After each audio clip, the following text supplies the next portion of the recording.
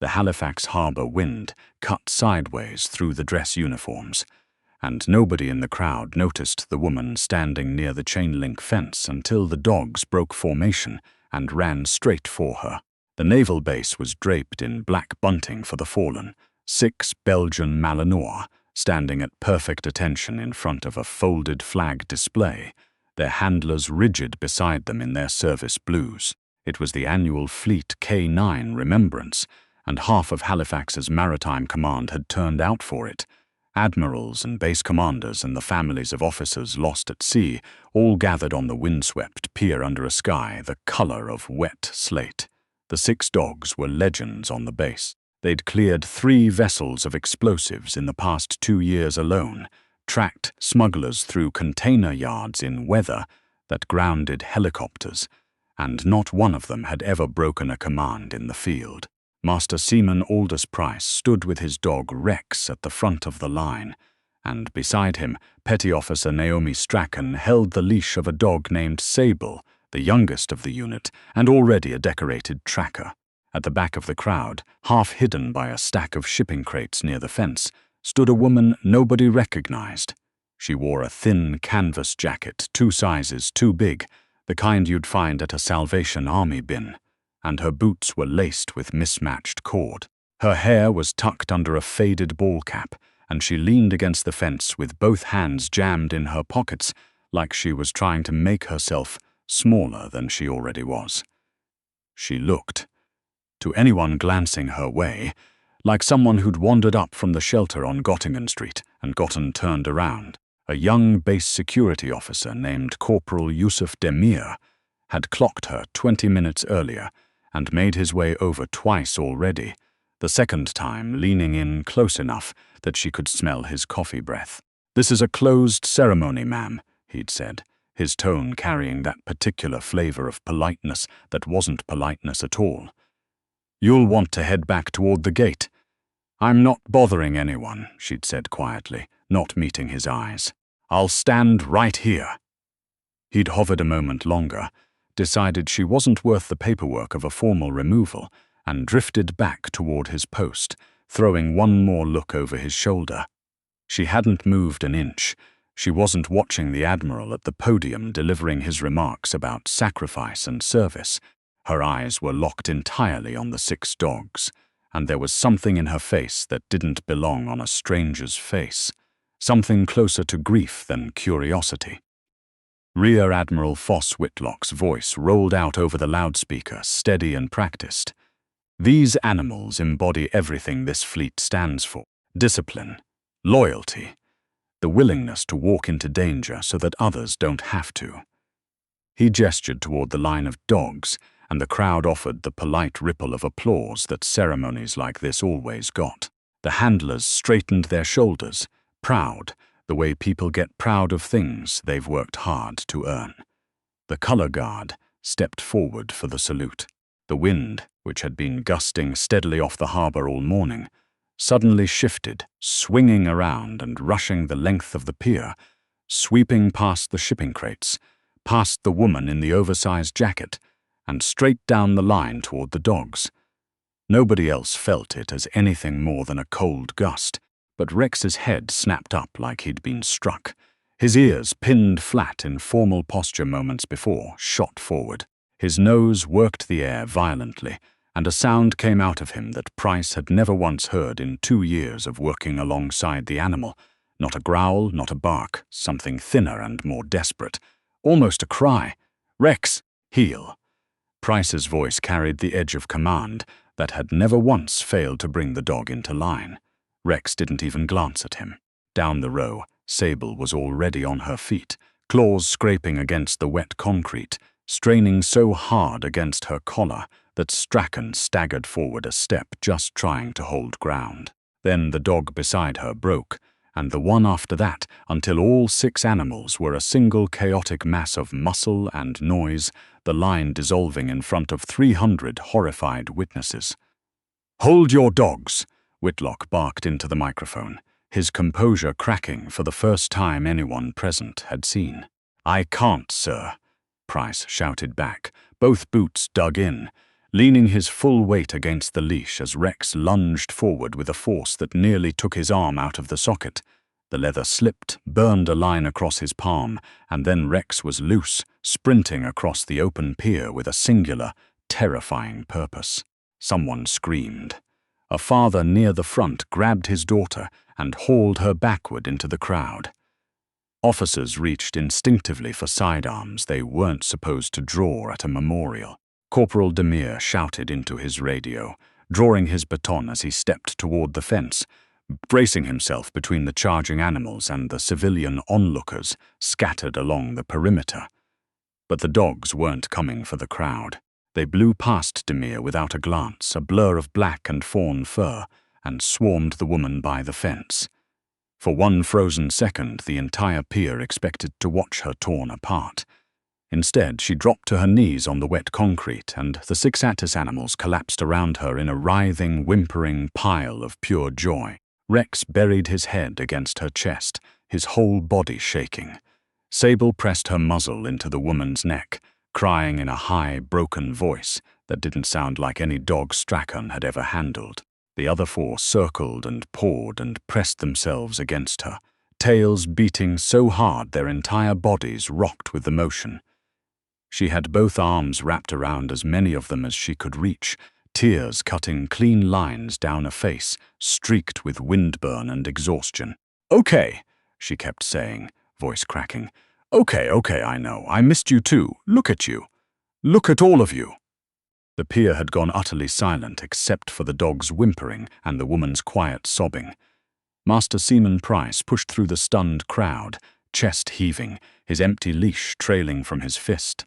He stared at Rex, who'd snap at anyone but Price, who tried to so much as adjust his harness, who was famous on base for his cold, untouchable temperament, now rolling onto his back to expose his belly to a stranger in a thrift store jacket. Rex heel. Price's voice had lost every trace of its authority. The dog didn't even turn his head.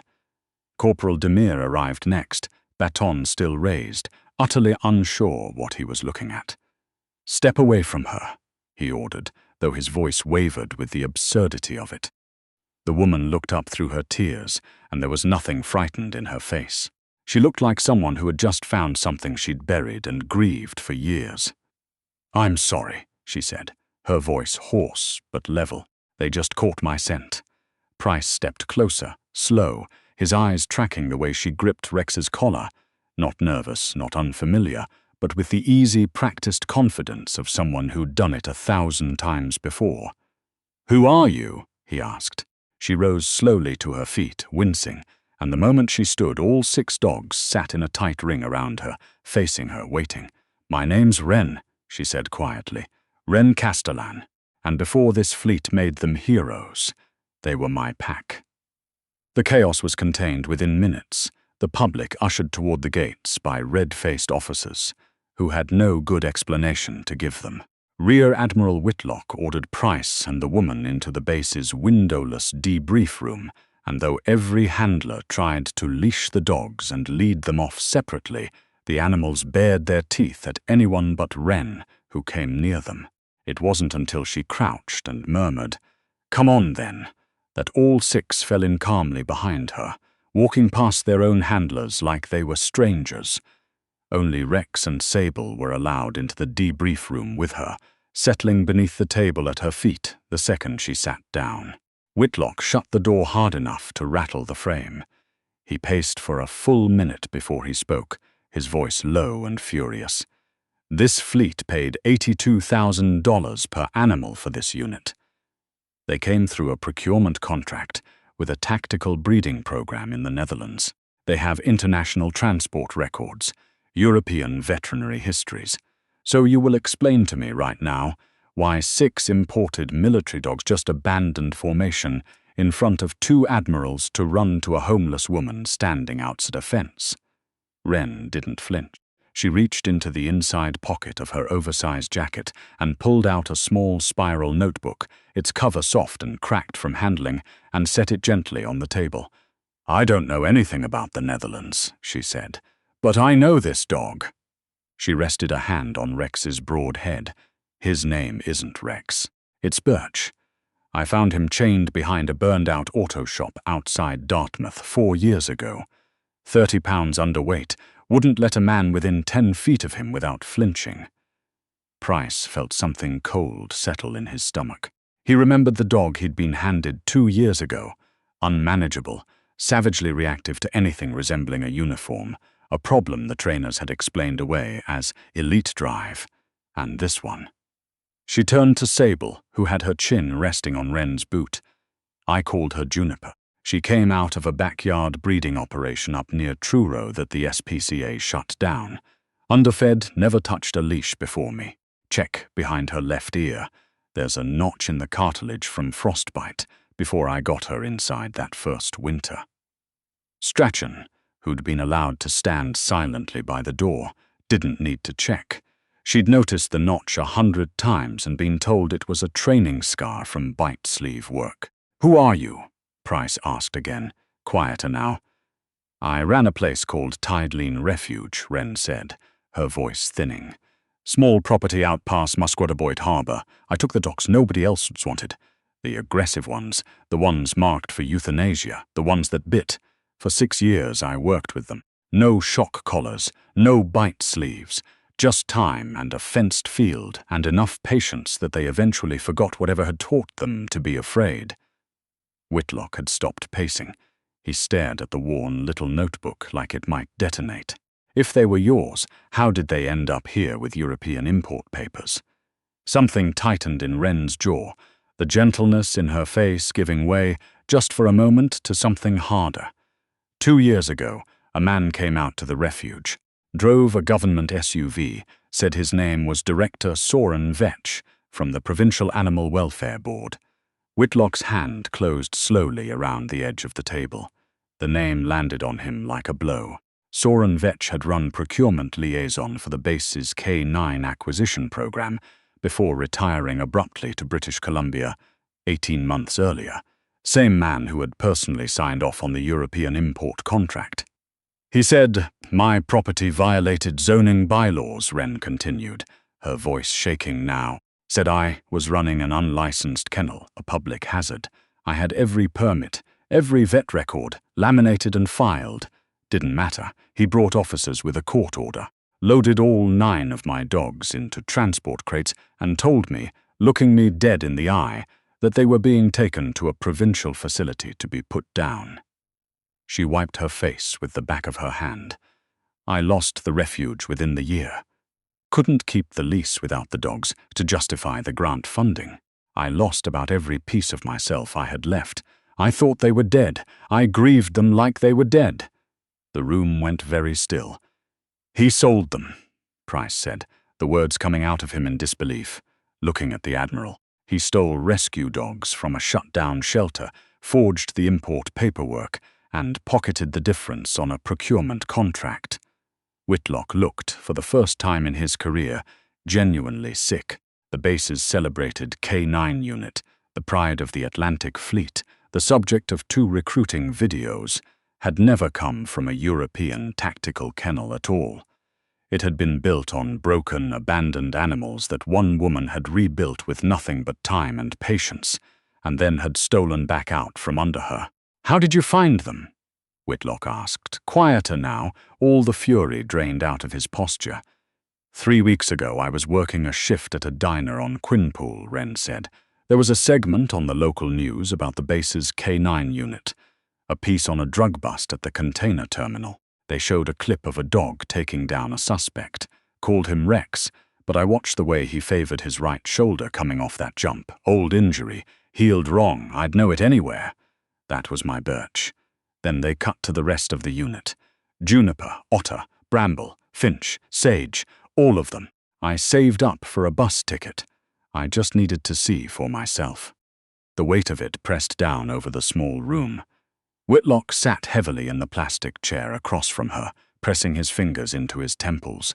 If word got out that a senior procurement officer had embezzled federal funds and laundered stolen rescue animals into a naval K9 unit, the fallout would reach well past the base. Every conviction those dogs had helped secure could be challenged in court. And more immediately, legally, the dogs belonged to her. Price looked down at Rex, who was gnawing contentedly at the frayed cuff of Wren's jeans. 2 years of partnership ran through his mind in a rush. The night Rex had taken a knife meant for him during a raid on a fentanyl operation in the North End, the way the dog had never once let him down. The thought of losing him sat in Price's chest like a stone. "Miss Castellane," Whitlock said finally, his voice strained, "I cannot apologize enough for what this command, what Director Vetch did to you. Warrants will be filed for his arrest before the day is out. But the dogs are legally yours. If you want them back, we will not stand in your way. The fleet will compensate you for everything you've lost." Price swallowed hard, his eyes burning, and rested a hand on Rex's back, already quietly saying goodbye. Wren looked at the Admiral, then at Price, and finally down at the 2 dogs pressed against her legs. She stroked the muscle along Sable's flank, solid now, nothing like the starved animal she'd first wrapped in a blanket years ago. "Take them back," she repeated softly, almost to herself. "Take them back to what? I live in a room above a laundromat in Dartmouth now. I work 2 shifts a week when I can get them. I don't have the field anymore. I don't have the refuge." She looked up, holding Price's gaze.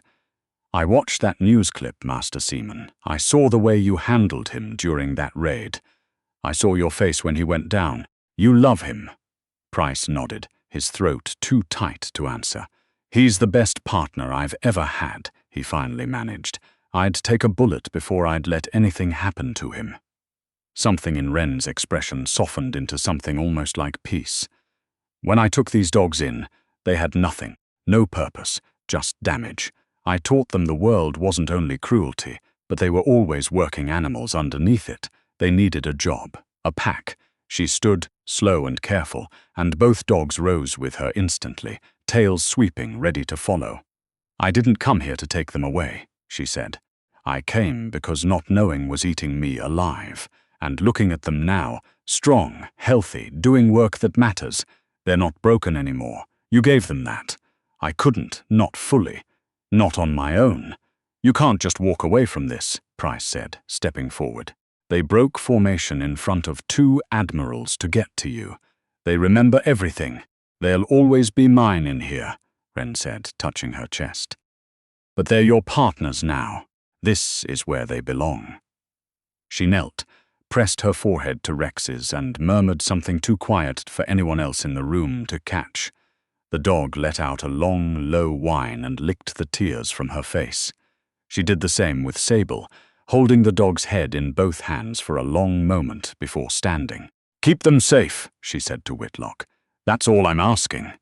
She turned toward the door, her steps uneven, favoring one leg in a way that suggested an old injury never properly healed.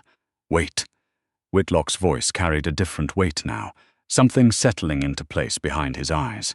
Wren paused, turning back. "Mrs. Castellane," he said, rising and straightening his jacket. "If these animals are staying on active service, we have a serious gap in protocol. Their conditioning didn't come through any standard program this command can verify, and given what just happened on that pier, it's clear their behavior is tied to methods only you understand." Wren frowned, confused. "I don't follow." "The base maintains a budget line for a civilian canine welfare consultant," Whitlock said, something almost like a smile breaking through his stern composure. $78,000 a year, full benefits. The role requires being on site at the kennel facility at least 4 days a week, overseeing behavioral rehabilitation for the working dogs. Price's face lit up before Whitlock had even finished the sentence. "I don't have any formal credentials, sir," Wren stammered, gripping the strap of her bag like it was the only steady thing left in the room. "I'm not.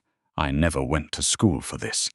You took a chained, starving animal and a backyard-bred reject and turned them into the 2 most reliable trackers on this base," Whitlock said.